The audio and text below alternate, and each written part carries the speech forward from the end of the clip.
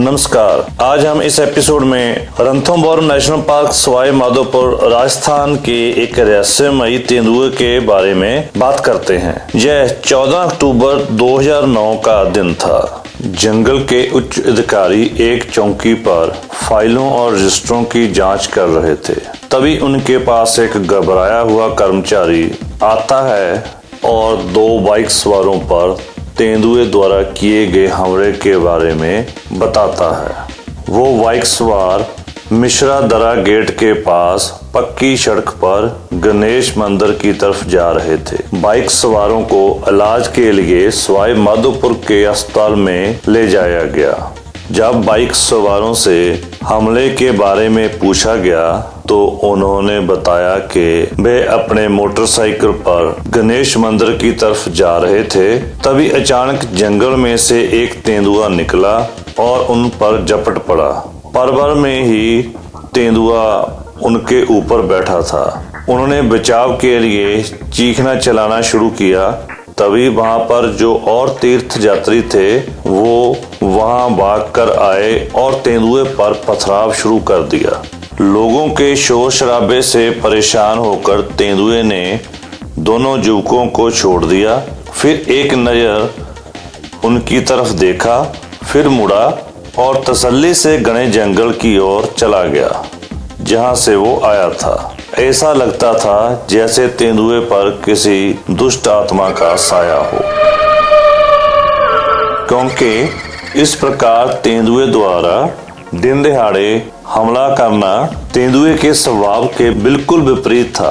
बाघ की तुलना में तेंदुआ मनुष्यों की उपस्थिति से अधिक सहज होता है, मगर तेंदुआ सीधे मनुष्य के संपर्क में नहीं आता है। वह अधिक शर्मीला, शांति प्रिय, एकांतवासी और आसानी से पकड़ में न आने वाला होता है। तेंदुआ कभी कभी जंगल के किनारे गांवों के कुत्तों और अन्य छोटे जानवरों का शिकार करते हैं, लेकिन वो भी रात के अंधेरे में। तेंदुआ इतनी चतुराई और सावधानी से आगे बढ़ता है कि कोई आवाज नहीं करता और अपना शिकार लेकर जंगल की ओर चला जाता है।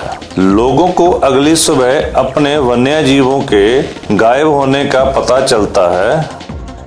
जंगल के उच्च अधिकारी यही सोच रहे थे कि कहीं बाइक सवार तेंदुए की तरफ तो नहीं चले गए, कहीं वो जंगल के भीतर न चले गए हों। वो अभी इस पर विचार कर ही रहे थे कि तभी उनको एक और सूचना मिलती है। तेंदुए ने उसी गेट के पास एक और बाइक सवार पर हमला कर दिया था तो पूरा वन प्रशासन हरकत में आ जाता है। तेंदुए ने दूसरी बार उसी दिन उसी जगह मनुष्य पर हमला किया था। उच्च वन अधिकारी उस जगह का निरीक्षण करने के लिए चल पड़ते हैं और साथ ही में वो वहां गणेश मंदिर में पैदल यात्रियों को प्रवेश को भी बंद कर देते हैं और यातायात को रोक देते हैं और वहां पर अपने वन कर्मियों को तैनात कर देते हैं।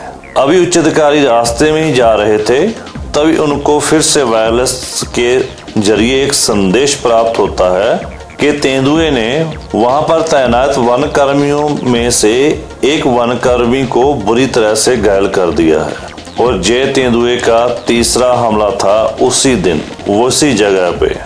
इससे वन अधिकारी और भी चौकस हो जाते हैं और तेंदुए को इधर उधर खोजने लगते हैं। तभी वो पाते हैं कि तेंदुआ उनसे 40-50 फीट की दूरी पर गेट के पास बने मंच पर हनुमान जी की मूर्ति के पास बैठा है और उनको देख रहा है।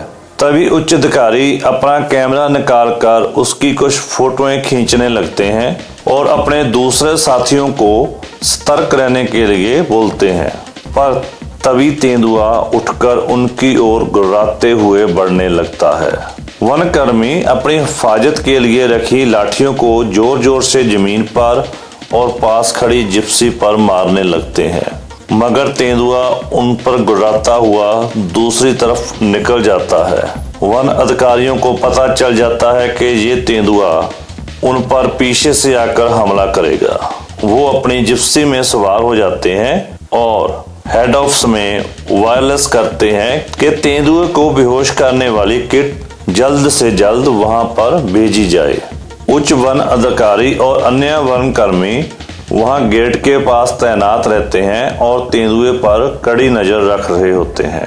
तभी तेंदुआ जंगल से निकलता है और वहां गेट के ऊपर आकर 12 फीट गहरे जलाशय के पास बैठ जाता है। उच्च अधिकारी उसे बेहोश करने के लिए उस पर शंकु चलाते हैं, जो तेंदुए को सही जगह पर लगता है और तेंदुआ बेहोश होने लगता है।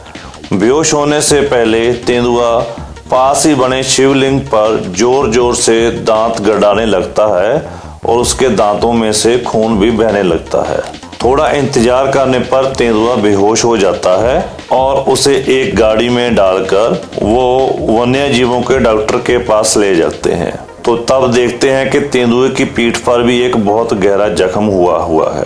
तो वन्य जीवों के डॉक्टर उस गांव में कुछ एंटीबायोटिक्स का छिड़काव करते हैं और कुछ एंटीबायोटिक के इंजेक्शन लगाते हैं और तेंदुए को होश में आने वाली दवा देते हैं।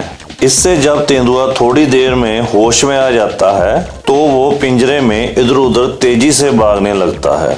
वन्यकर्मी समझते हैं कि तेंदुआ भूखा होगा तो वो उसके लिए एक बकरे का इंतजाम करते हैं, मगर उनको यह देखकर बड़ी हैरानी होती है कि तेंदुआ बकरे को कुछ नहीं कहता और दूर कोने में जाकर बैठ जाता है। वन्यकर्मी सोचते हैं कि उनकी मौजूदगी में तेंदुआ सहज महसूस कर रहा होगा, तो वो पिंजरे को ढक देते हैं कपड़े से और थोड़ा समय इंतजार करते हैं।